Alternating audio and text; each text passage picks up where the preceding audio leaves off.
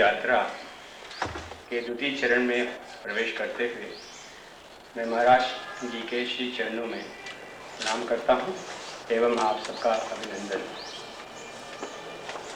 महाराज जी ने कल जीवन यात्रा के मूल सिद्धांतों से हमें अवगत कराया और हिचको मत, बढ़ते ही जाओ का आदेश दिया। यात्रा के बटोहियों को सचेत करते हुए कबीरदास जी ने कहा है, तेरी गठरी में लागा चोर बटोहिया काहे सोए। यहाँ गठरी से क्या तात्पर्य है और चोर कितने और कौन हो सकते हैं, इनसे बचने का उपाय क्या है, कृपया समझाएं।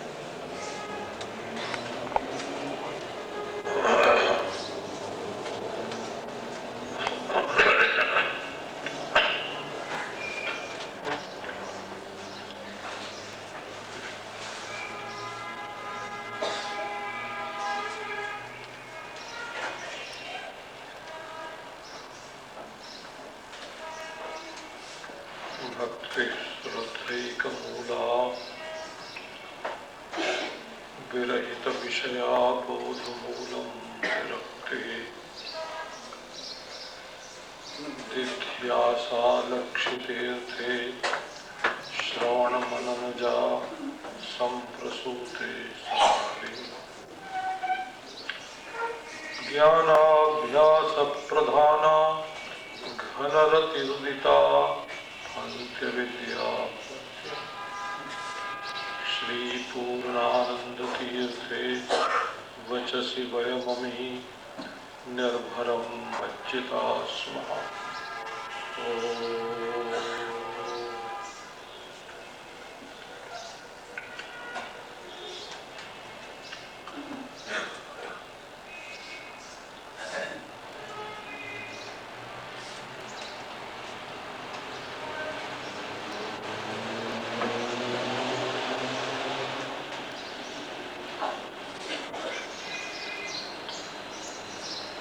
जीवन में अपने लक्ष्य का निश्चय होना आवश्यक है।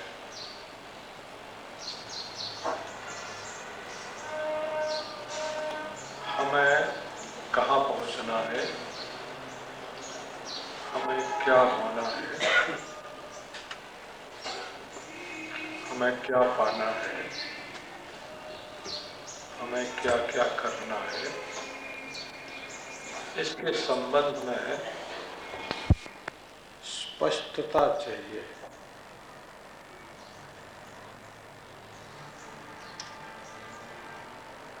यदि जीवन का लक्ष्य स्पष्ट नहीं है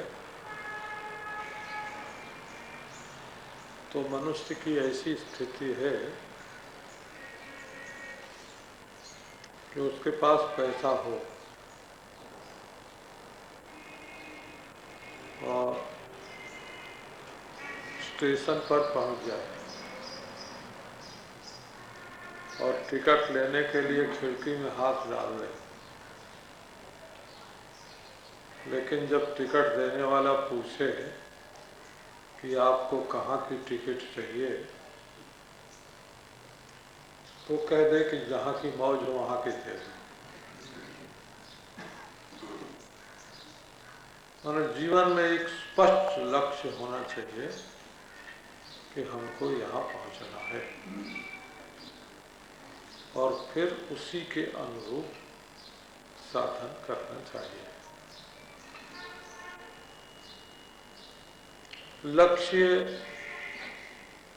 परम लक्ष्य तो जीवन को परमानंद, परम सुख, परम अमृत,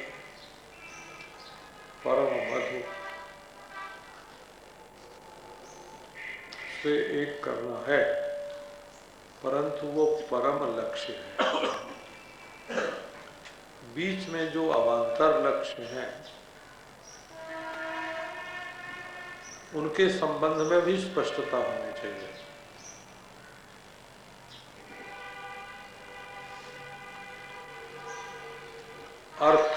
अर्थोपार्जन के द्वारा सुख, धर्मोपार्जन के द्वारा सुख, कामोपार्जन के द्वारा सुख, मोक्ष के अनुभूति से सुख, इसमें भी स्पष्टता होनी चाहिए। जीवन का कितना अंश अर्थ के लिए, कितना काम के लिए, कितना दोनों के नियंता भोग के लिए, और कितना सबसे मुक्त होकर के तृप्ति प्राप्त करके अपने स्वरूप में बैठने के लिए।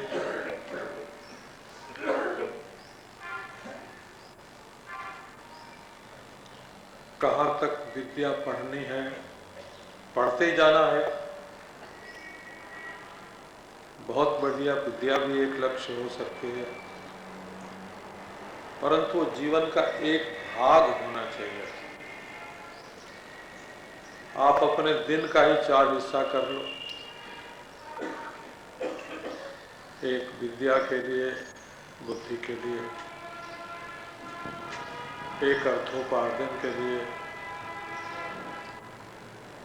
एक धर्म करने के लिए, एक मोक्ष प्राप्ति के लिए। दिन में ही विभाग चाहिए, थोड़ा थोड़ा अभ्यास सबका होना चाहिए।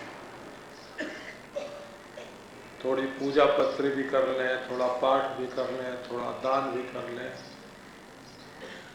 कमाई का काम भी कर लें, सुखी भी रह लें, विश्राम भी कर लें। जीवन को एकांगी नहीं बनाना चाहिए। जैसे आपको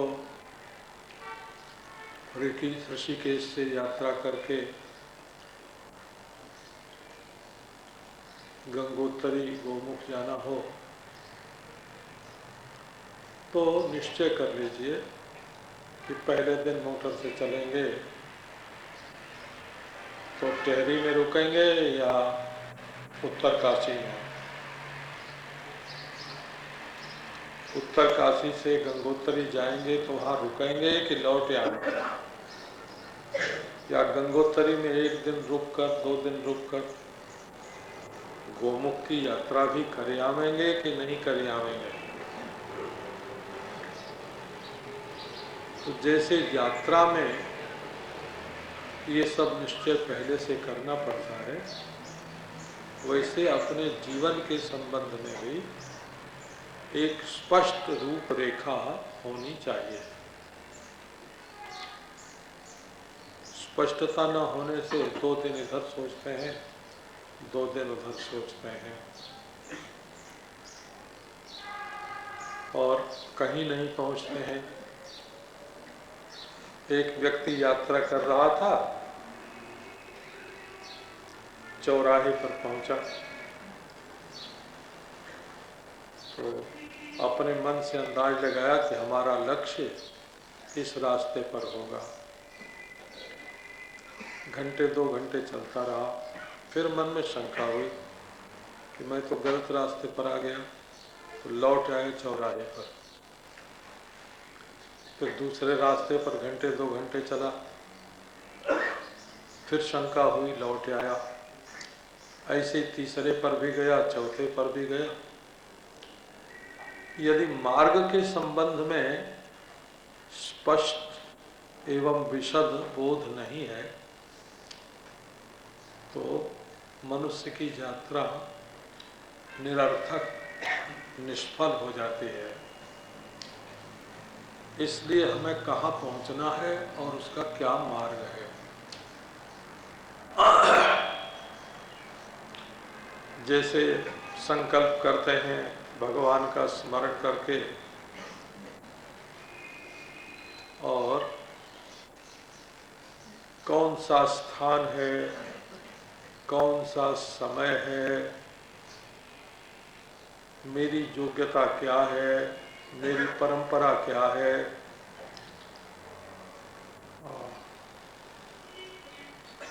कौन सा काम करना है, उसमें क्या क्या करना पड़ेगा, किन किन लोगों की मदद लेनी पड़ेगी, कितने ब्राह्मण लगेंगे, कितने दिन का यज्ञ होगा, उससे कौन सा फल प्राप्त करना है, ये हम यज्ञ करने के पहले ही निश्चय कर लेते हैं।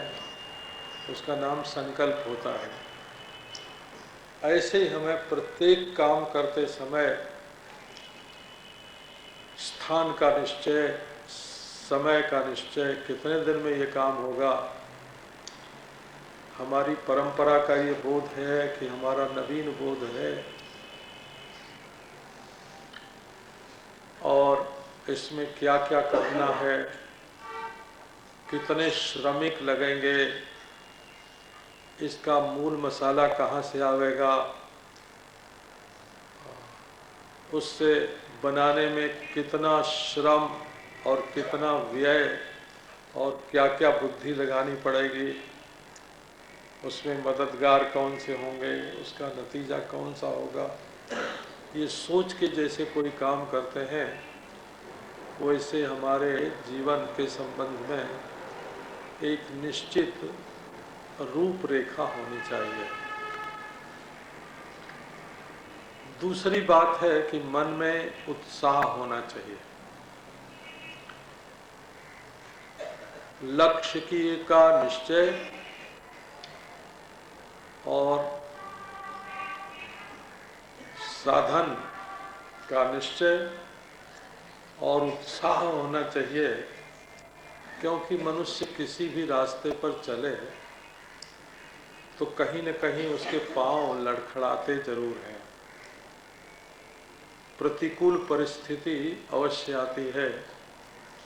ऐसा कोई मार्ग ही नहीं है कि जिसमें बस हम सोच के धड़ाधड़ चलते जा रहे हैं। अनेक बातें मार्ग में ऐसी आती हैं जिनकी पहले से कल्पना नहीं होती है।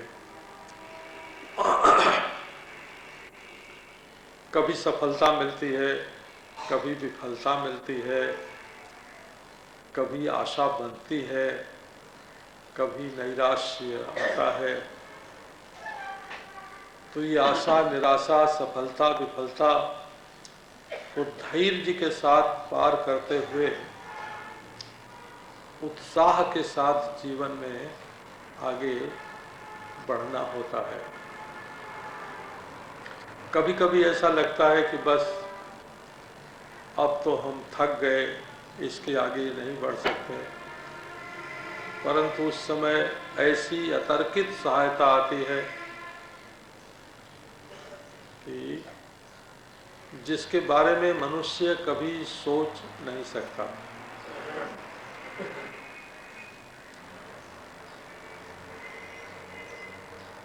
हमको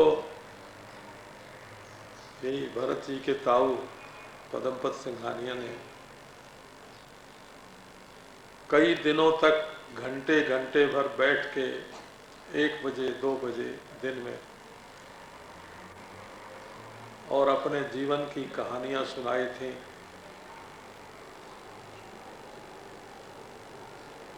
काम करने का मन तो था, उत्साह तो था, परंतु उसमें कैसे सहायक मिले सुखाड़िया जी ने किस प्रकार प्रेरणा दी कोटा में कारखाना डालने की और क्या सहायता की, सुनाते थे। एकाएक कोई कल्पना नहीं और एक अंग्रेज भारतवर्ष छोड़कर जाने लगा तो अपनी पूरी की पूरी संपत्ति काम करने के लिए उनको दे दिया। इसकी कल्पना उनके मन में नहीं थी। कहाँ से कब सहायता मिल जाएगी इसका ज्ञान नहीं है। तो मन में उत्साह रहे करने का तो ईश्वर भी मदद करता है।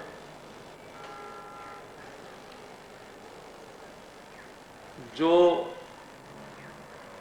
काम करना चाहता है ईश्वर उसकी मदद करता है और जो पांव फैला के सो जाता है उसको भगवान सुला देता है।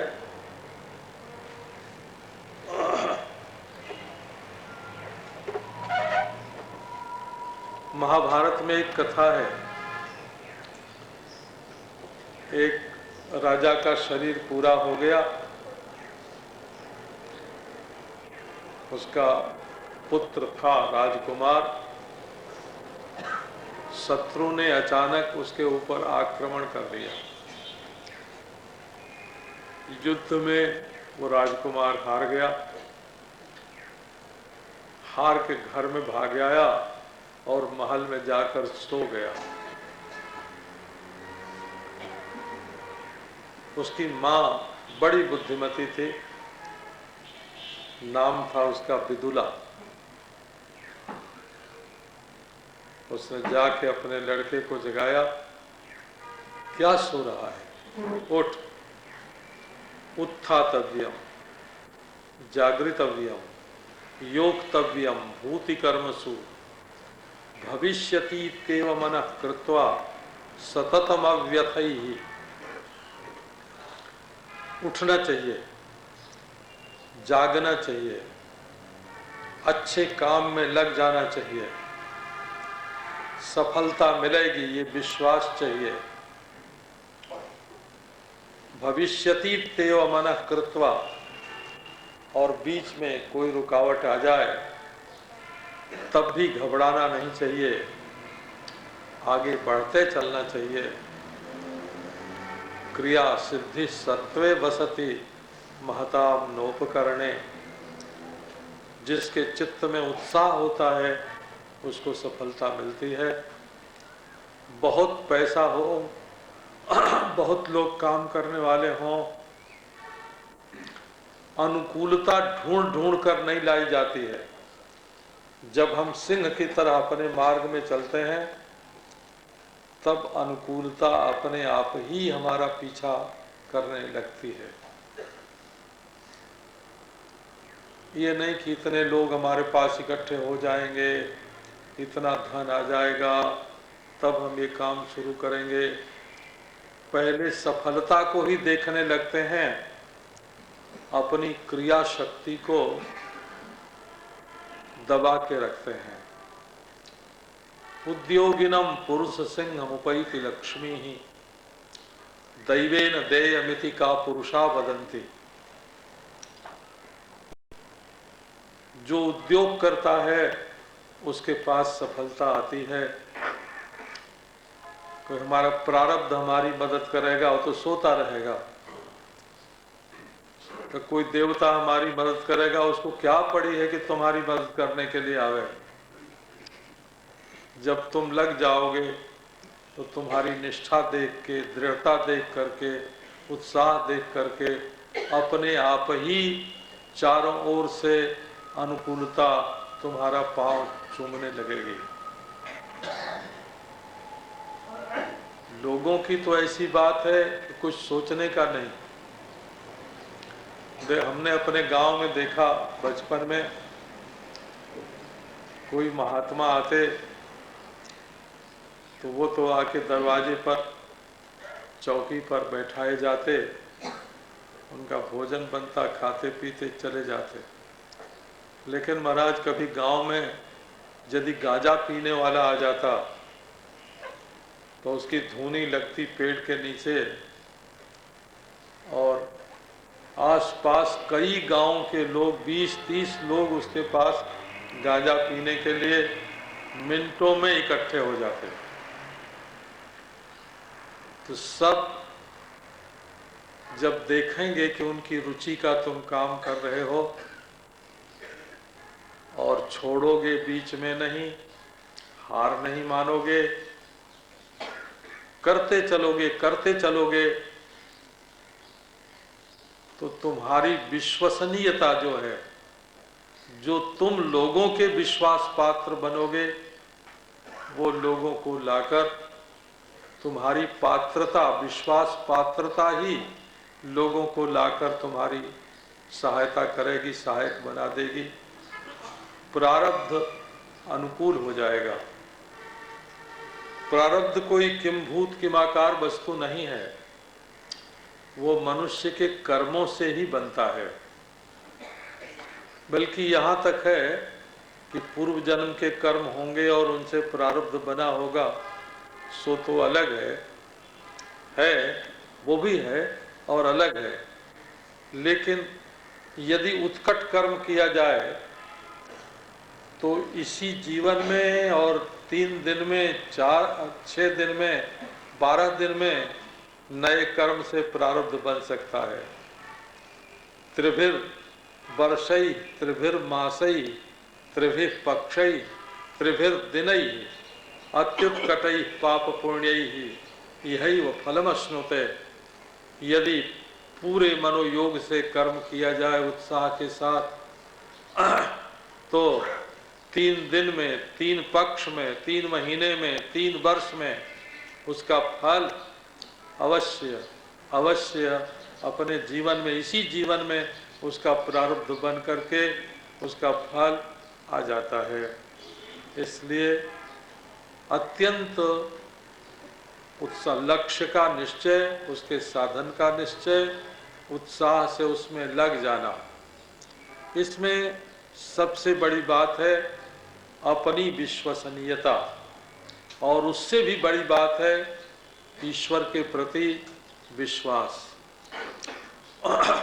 यदि ईश्वर के प्रति हमारा विश्वास बना रहे,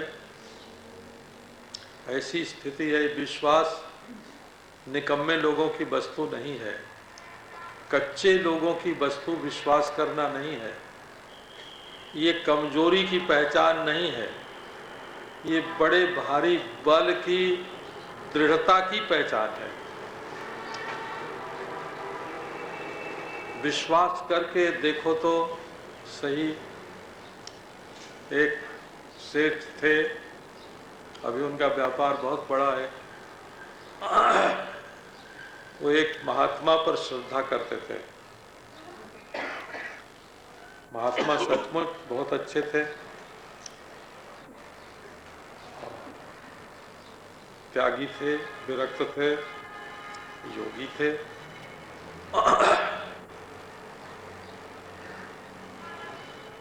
एक बार जब उन्होंने गन्ना पेरने की मील डाली, कारखाना डाला, तो और लोगों के कारखाने में जितना रस निकलता था गन्ने में से, उतना उनके गन्ने में से नहीं निकलता, उनके कारखाने में नहीं निकलता।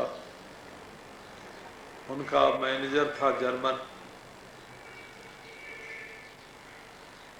बहुत जानकार था, उसने भी कई जुक्ति भिड़ाई, पर गन्ने में से रस न निकले। उनको बहुत चिंता हुई, अपने गुरु का उन्होंने स्मरण किया। तो रात में उन्हें स्वप्न हुआ, या स्वप्न जागृत में ही उनके कमरे में गुरुजी आ गए, बंद कमरे में, भले स्वप्न ही रहा हो। गुरुजी ने बताया कि तुम गन्ने के पेराई में चूने का रस डालो, चूने का पानी डालो। उन्होंने ध्यान नहीं दिया। 2-3 दिन के बाद फिर वही स्वप्न आया कि गन्ने के पेराई के समय उसमें चूने का रस डालो, चूने का पानी डालो, रस निकलने लगेगा। उन्होंने अपने मैनेजर से कहा, मैनेजर ने सब अपनी किताब पोथी जो जर्मनी से भी प्रकाशित हुई थी देखी, कहीं ये बात नहीं मिली। उसने कहा कि मैं तो ये काम नहीं कर सकता। फिर स्वप्न आया कि तुम डाल के देखो। अंत में वो मैनेजर ने इस्तीफा दे दिया, त्याग पत्र दे दिया, और इन्होंने चूने का पानी मिलाया और गन्ने ने तुरंत रस छोड़ना शुरू कर दिया और उनका वो गन्ना पेरने का जो शुगर की फैक्ट्री थी वो खूब चलने लगी। ये बात है सन 34 की। और फिर वही मैनेजर फिर उनकी फैक्ट्री में आ गया और उसने जर्मनी में लिखा पढ़ी करके उसका परीक्षण करवाया और वो वहाँ की पुस्तकों में लिखा गया कि गन्ना अगर रस न छोड़ता हो तो चूने का पानी डालने से छोड़ने लगता है। ये बात किसकी है? गुजरमल मोदी की। उन्होंने खुद हमको स्वयं अपने मुंह से ये बात बताई थी। तो दैवी सहायता भी होती है, कोई देवता ही आके गुरु के रूप में बता गया, कोई गुरु की कृपा से ही ऐसा उनको स्फुरण हो गया, ईश्वर की कृपा से उनको ऐसा प्रतीत हुआ। वे तो एक बात और भी बताते थे, नारायण आजकल के लोगों को विश्वास हो कि नहीं,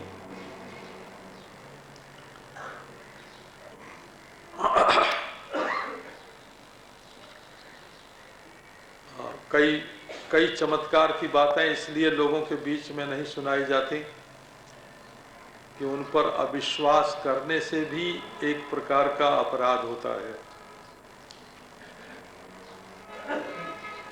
अविश्वास अपने हृदय की दुर्बलता है, नहीं तो जो विश्वास करके अपने मार्ग पर चलते हैं उनके लिए कहीं असफलता का भय है ही नहीं। उनका दृढ़ विश्वास ही उन्हें सफलता देता है। उन्होंने गुजरमल मोदी ने ही बताया था कि कहीं कोई युद्ध हो रहा था देश विदेश में। युद्ध का नाम तो हमको मालूम नहीं है क्योंकि इतिहास भूगोल में बिल्कुल जानता नहीं है, भूल जाता है। तो उन्हें एक दिन स्वप्न में या जागृत में ही उनके कमरे में एक महात्मा आ गए और उन्होंने बताया कि इस तरह की गोली तुम बनाओ तो फौजी लोग उसको अपने जेब में रखेंगे, सैनिक, और कभी उनको ठीक भोजन न मिले तो एक गोली खाने से उनका काम चल जाएगा और उनकी शक्ति का ह्रास नहीं होगा, बल बढ़ता रहेगा, युद्ध करते रहेंगे। गोली का नुस्खा और बनाने की विधि भी उन्होंने बता दी, पर फिर भी गुजरमल कहते थे कि मेरी समझ में पूरी बात नहीं आई। फिर उन्होंने हमको वो कारखाना दिखाया जहां वैसी गोली बनती है, उस मशीन की रूपरेखा क्या होनी चाहिए, नुस्खा क्या होना चाहिए मशीन का, वो गोली कैसे बनानी चाहिए और कैसे फौज में जानी चाहिए, ये सारी बात उन महात्मा ने बताई थी। हमारा कहने का मतलब यह है कि जब मनुष्य को उत्साह के साथ, विश्वास के साथ, दृढ़ता के साथ, निष्ठा के साथ और ईश्वर पर विश्वास के साथ जब आगे बढ़ता है तो कदम कदम पर उसको सहायता मिलती है। कोई भी काम करना हो, मनुष्य की वृत्ति जो है वो संग के प्रभाव से अवश्य प्रभावित होती है। तो जहां तक हो सके अविश्वसनीय लोगों का संग भी नहीं करना चाहिए। और जब कोई मालिक अपने ऑफिस में बैठ के शराब पीने लगता है, कई लोगों की जानते हैं, और अपने नीचे के कर्मचारियों को भी पिलाने लगता है, तो उसके साथ काम करने वालों का ही विश्वास उस पर से उठ जाता है कि ये कोई बात गुप्त नहीं रख सकता है, ये नशे में चाहे जो कुछ कर सकता है, चाहे जिस कागज पर उससे हस्ताक्षर कराया जा सकता है।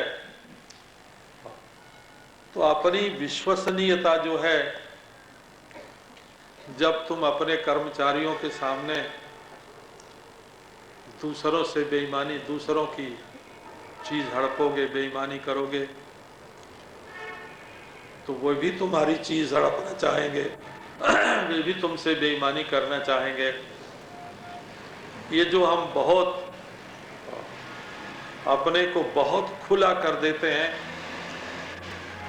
गुप्त रखने में समर्थ नहीं होते हैं, उससे केवल मंत्र जाप में ही हानि नहीं होती है, केवल देवता की साधना में ही हानि नहीं होती है, केवल योगाभ्यास में ही हानि नहीं होती है, बल्कि जो हमारे लौकिक काम धंधे हैं उनमें भी बहुत बड़ी हानि होती है। क्योंकि हम स्वयं अपने पुत्रों को, अपने मित्रों को, अपने सहायकों को, अपने कर्मचारियों को अपने ही साथ बेईमानी करने की प्रेरणा देते हैं। इस संबंध में बहुत सावधान रहना चाहिए कि हमारे ऊपर सबका विश्वास बना रहे, भगवान का स्मरण करें, आस्तिकता रहे अपने जीवन में कि भाई ये ईश्वर को मानते हैं, ये धर्म को मानते हैं, ये केवल स्वार्थ परायण नहीं है, धर्म परायण है। इस प्रकार यदि लोगों को बना रहे मन में विश्वास, तो मनुष्य के जीवन में बहुत सफलता आती है। तो बाधक क्या है? इसी से आप सोच सकते हैं कि हमारे जीवन की यात्रा में बाधक क्या है। तो बड़े विश्वास के साथ आगे बढ़ना चाहिए और जहां तक हो सके अपने को लोगों का विश्वसनीय, ये नहीं कि हम तो जो चाहेंगे सो करेंगे, जैसे मौज होगी वैसे रहेंगे, हमारा कोई क्या करेगा, नहीं, ऐसे लोगों को जीवन में सफलता नहीं होती। कोई भी काम करना है उसमें लोगों का विश्वास जब आकर हमारे विश्वास के साथ जुड़ता है, तब हमारे विश्वास में बड़े बल का संचार हो जाता है और हमारा एक विश्वास की जगह डबल विश्वास हो जाता है। और लोगों का विश्वास मिले तब तो कहना ही क्या। आपको चाहे धर्म करना हो उसमें भी लोगों का विश्वास चाहिए, आपको अर्थोपार्जन करना हो उसमें भी लोगों का विश्वास चाहिए। नारायण यदि काम भोग करना हो तो पति पत्नी का विश्वास भी अपने ऊपर होना चाहिए, और जहां विश्वास टूटा वहां काम का सुख भी, भोग का सुख भी नष्ट हो जाता है। इसलिए हम दूसरे पर विश्वास करें, ये तो आवश्यक है ही, उसमें तो बुद्धि भी चाहिए, विचार भी चाहिए कि किस पर विश्वास करें और किस पर न करें। लेकिन अपने को विश्वसनीय बनाने में तो बहुत बुद्धि, बहुत विचार की आवश्यकता नहीं है। सरल जीवन होना चाहिए। ये हमारे साथ कोई छल कपट नहीं करेंगे, कोई बेईमानी नहीं करेंगे। ये दूसरों का विश्वास हमको कब प्राप्त होगा? जब हम अपना जीवन सरल व्यतीत करेंगे। हमारे गांव के पास एक ठाकुर साहब थे। वो अपने समय के महाराज पहले बीए थे जिले भर में। जिले भर में, जिला तो गाजीपुर था, पर प्रथम बीए हुए थे वे। और उस समय बीए होना बहुत बड़ी बात थी। मेरे बचपन में वो बुढ़े हो चुके थे। तो मैंने उनसे पूछा कि बाबू साहब, आपके जीवन में जो सफलता ही सफलता मिलती है, जहां हाथ डाल दें वहां उनको सफलता। कहीं जिला के चेयरमैन हो गए, तो कहीं विधानसभा के मेंबर हो गए, तो कहीं किसी राज्य के दीवान हो गए। जो काम करें सब में उनको सफलता मिले। तो मैंने उनसे पूछा, बाबू साहब आपके जीवन में जो इतनी सफलता है, इसका रहस्य क्या है? तो बाबू साहब ने बताया, उनका नाम था ठाकुर प्रसिद्ध नारायण सिंह। कई राज्यों के दीवान रहे थे वे। और किसी राजा महाराजा को उन दिनों आवश्यकता पड़ती तो उनको अपने पास बुलाता, उनसे सलाह लेता। उन्होंने बताया, बाबा जी, हम लोगों का जन्म से ही नाम बाबा जी हो जाया करता। तो बाबा जी, और लोग सोचते हैं कि ये चलेंगे मार्ग में तो यहाँ टेढ़े चलेंगे, यहाँ मेढ़े चलेंगे, ये चालाकी करेंगे। वे लोग नाकेबंदी करते हैं हमारे जीवन की, कि जंगल में इस रास्ते से वो चले जाएंगे, और वो जाएंगे तो ऐसे छिप के जाएंगे। सबकी नाकेबंदी चारों ओर रहती है, परंतु मैं तो सीधे अपने घर से उठता हूँ और जहाँ जाना होता है सीधे रास्ते से जाकर बैठ जाता हूँ। मेरे जीवन की सारी सफलता सीधे रास्ते से चलने में है। टेढ़े बेढ़े, बाके, छल कपट, दांव पेच के रास्ते से मैं नहीं चलता। यही मेरी सफलता का रहस्य है। यदि लोगों का ख्याल बन जाएगा कि ये बहुत दांव पेच करने वाला आदमी है, बहुत छल कपट करने वाला आदमी है, बहुत धोखा देने वाला आदमी है, तो यही आपके जीवन यात्रा में एक बहुत बड़ी बाधा उपस्थित हो जाएगी। ये जो हमारे जीवन में 4 पुरुषार्थ हैं, ये बड़ी सावधानी से धारण करने योग्य हैं। धनस्य अर्थस्य धर्मैकान्तस्य कामो लाभाय न स्मृतः। धर्मस्य ह्यापवर्ग्यस्य नार्थोर्थायोपकल्पते। ये जो हम धर्म अपने जीवन में करते हैं, वो बंधन से छूटने के लिए करते हैं और बंधन में बंधने के लिए नहीं। धर्म वो है जो हमारे जीवन में बुरी बुरी आदतें पड़ गई हैं, उनसे छुड़ावे।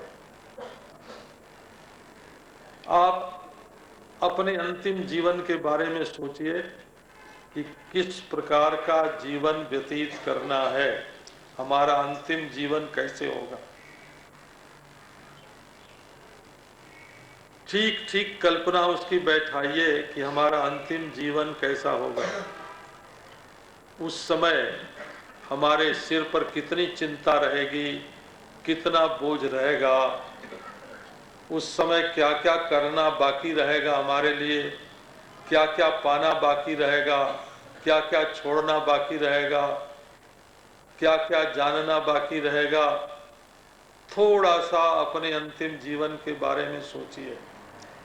आप निश्चय करेंगे कि जिस समय ये शरीर छूटने वाला हो उस समय मेरे मन पर कोई बोझ न हो, कोई पछतावा न हो कि हमने अपना कर्तव्य पालन क्यों नहीं किया, कुछ पाने की इच्छा बाकी न रह जाए।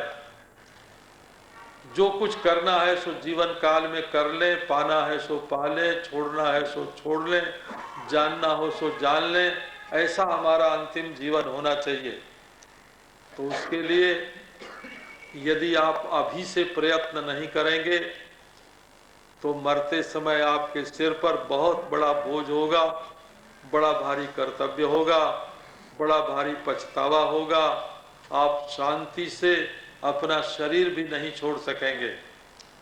इसलिए अंतिम जीवन आपको जैसा बनाना है उसके अनुकूल अभी से अभ्यास आरंभ कर दीजिए। ये जितना भी धर्मानुष्ठान है ये आपके इस जीवन को, वर्तमान जीवन को, भविष्य जीवन को और अंतिम जीवन को भार मुक्त बनाने के लिए है। आप जब थोड़े दिन करते हैं लोग फिर आके पूछते हैं कि महाराज आगे बढ़ने की कोई बात बताओ, बस यहीं तक रहना है, आगे क्या होगा? तो भाई तुम क्या चाहते हो कि मरते समय हमें भगवान का नाम न आवे? तो असल में अपने जीवन का अभ्यास ऐसा होना चाहिए और ऐसी वस्तु का होना चाहिए जो मृत्यु के समय तक, शरीर छोड़ने तक हमारे जीवन में बना रहे। कब तक सच बोलेंगे? क्या आप ऐसा पूछते हैं? कब तक हम लोगों से लड़ाई झगड़ा नहीं करेंगे? क्या ऐसा आप पूछते हैं? क्या कब तक हम जब तब करेंगे? ऐसा आप पूछते हैं? तो भाई अपने जीवन को अंत समय में जैसा रखना है वैसा अभी से बनाने का प्रयास करना चाहिए। तो आपको अपने जीवन में धर्मात्मा होना है। धर्मात्मा का मतलब ये नहीं है कि आप चंदन कैसा लगावेंगे या कपड़ा कैसा पहनेंगे। पीला कपड़ा होगा तो बड़े धर्मात्मा, या चंदन ऐसा लगा होगा तो बड़े धर्मात्मा, और आप अपने गले में कोई मूर्ति लटका के चलेंगे तो बड़े धर्मात्मा, और माला ऐसी पहनेंगे तो बड़े धर्मात्मा। ये मतलब नहीं है। धर्म का मतलब है जैसे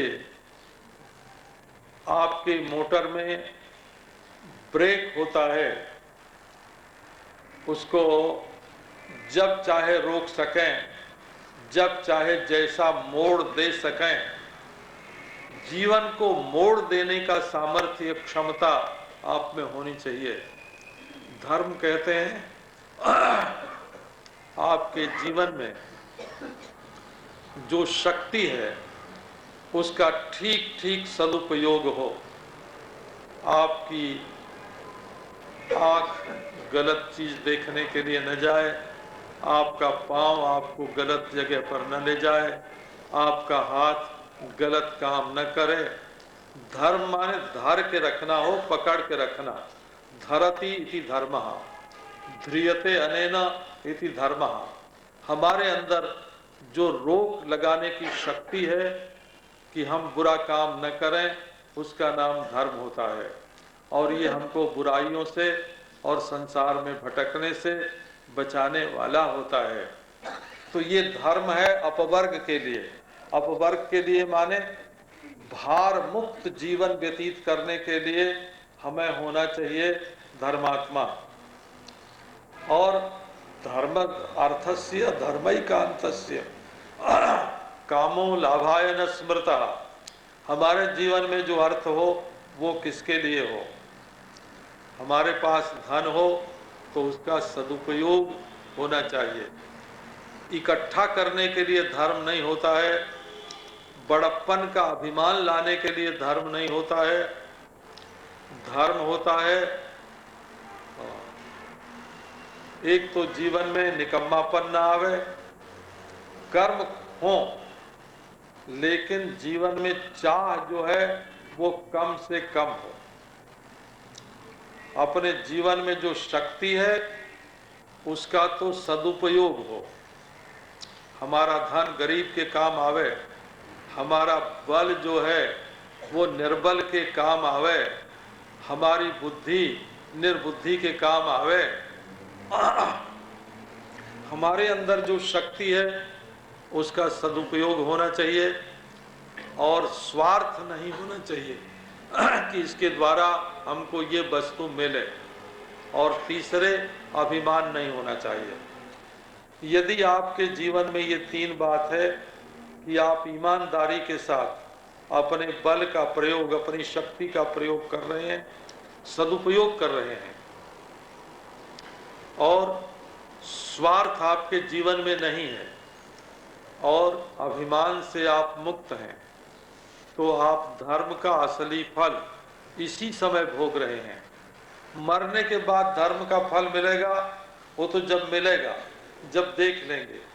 इस समय धर्म करने में, एक गरीब को 4 पैसा देने में, नारायण, एक भूखे को भोजन देने में, एक रोगी को औषधि देने में, एक नंगे को वस्त्र देने में, एक अयोग्य को योग्य बनाने में जो आपकी शक्ति का सदुपयोग होता है, वही आपकी जीवन यात्रा का सर्वोत्तम भाग है। अभिमान रहित, स्वार्थ रहित, और अपने पास जो भी शक्ति है वो उसका सदुपयोग होवे, यही सर्वोत्तम है। तो नारायण,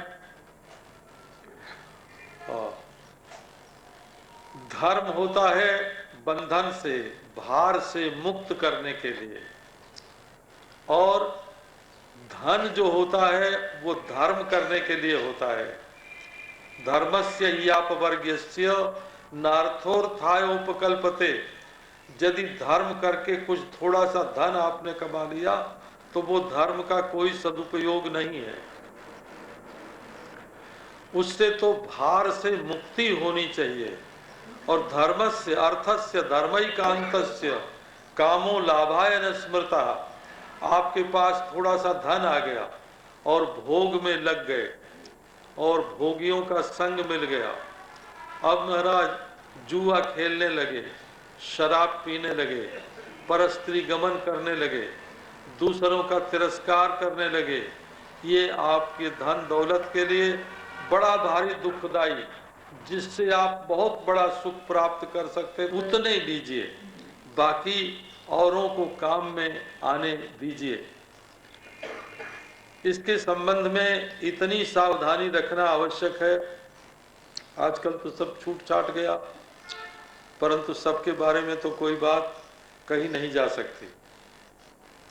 एक बादशाह थे, उन्होंने 12 बजे रात को देखा कि उनके खजाने में रोशनी हो रही है। शंका हुई उनके मन में, इस समय खजाने में रोशनी कैसे? पास जाके देखा तो खजांची जी बैठ के कुछ हिसाब लगा रहे थे। तब निडर होके वे चले गए कि खजाने में तो कोई चोर डाकू नहीं है, हमारा खजांची ही है। जाके उसने पूछा, क्यों खजांची साहब, आधी रात के समय आप खजाने में बैठकर क्या हिसाब लगा रहे हैं? खजांची ने कहा कि सरकार, जहां पना कुछ गड़बड़ी हो गई है हिसाब में। कि क्या हुई है, घटता है कि बढ़ता है? उसने कहा कि बढ़ता है साहब। और उन्होंने कहा फिर इतनी फिक्र क्या है, जब बढ़ता है, अपना कुछ घटा है नहीं, गया है नहीं, तो कल हिसाब लगा लेना। उसने कहा कि नहीं, न जाने किस गरीब का, किस अनजान का, किस अनपढ़ का हिसाब हमारे हिसाब में मिल गया है। जब उस गरीब को मालूम पड़ेगी कि हमारे हिसाब में भूल हो गई है तो हाय हाय करेगा, उसको दुख होगा।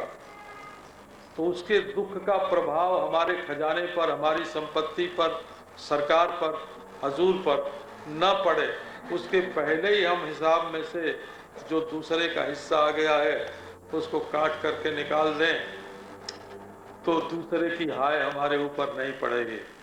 तो नारायण ये भी व्यवहार में ध्यान रखने योग्य है कि कहीं हम दूसरे का हिस्सा जो दूसरे को मिलना चाहिए उसको जबरदस्ती या भूल से या भुलावे में डालकर ले न लें।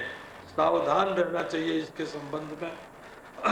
एक बार ले लेंगे चलेगा, 2 बार ले लेंगे चलेगा, तीसरी बार तो नारायण आपके बारे में ऐसी प्रसिद्धि हो जाएगी कि लोग आपका विश्वास करना ही छोड़ देंगे। तो विश्वास पात्रता हट जाएगी और दूसरे का जो दुख है, दूसरे की जो हाय है वो अपने ऊपर पड़ती है। इसलिए 3 बात पर ध्यान रखना बहुत जरूरी है।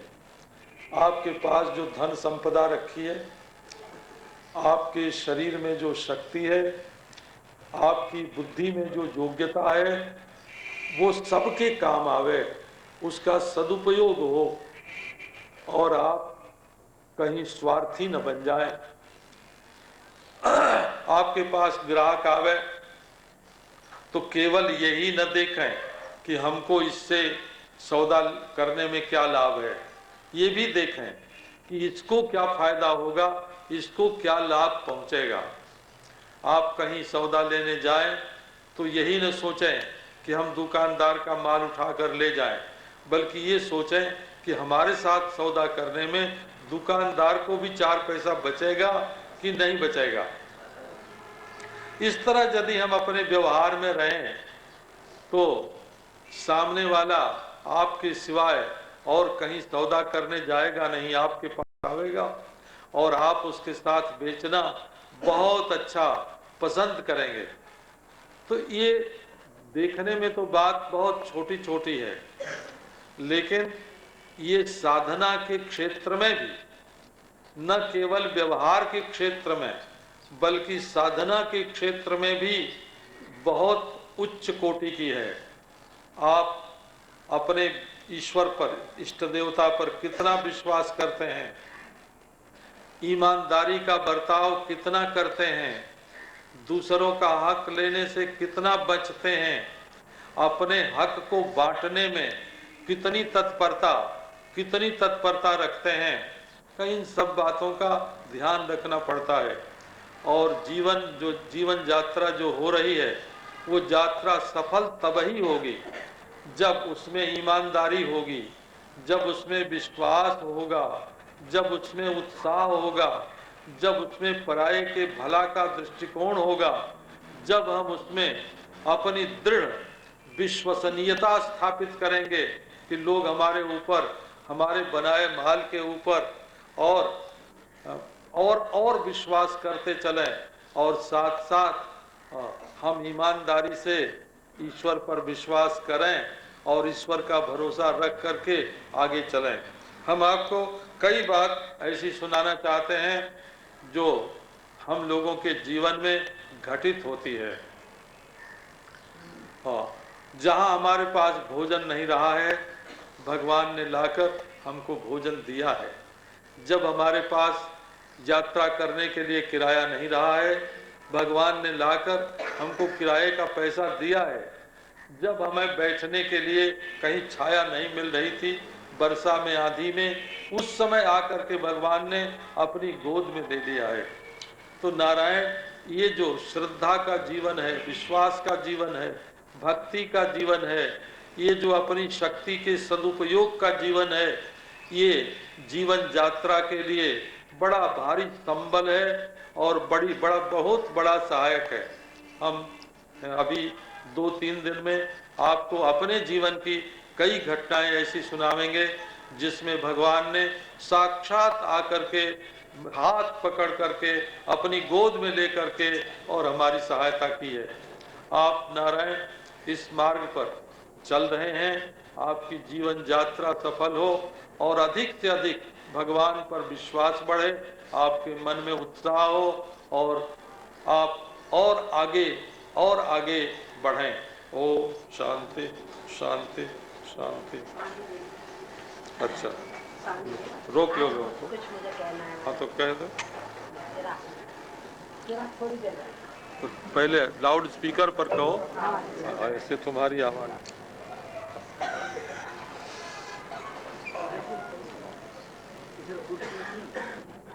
नहीं, कुर्सी से तो नहीं चलेगा, उतर के जाओ। हम लोग जो